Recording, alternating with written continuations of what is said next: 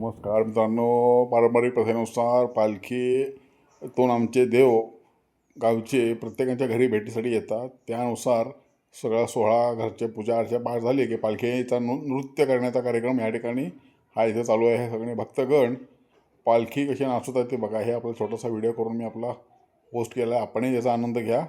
चॅनलला लाईक करा, सबस्क्राईब करा मित्रांनो. हा अतिशय आनंदाचा सोहळा आहे, याचा आपणही आनंद घ्या.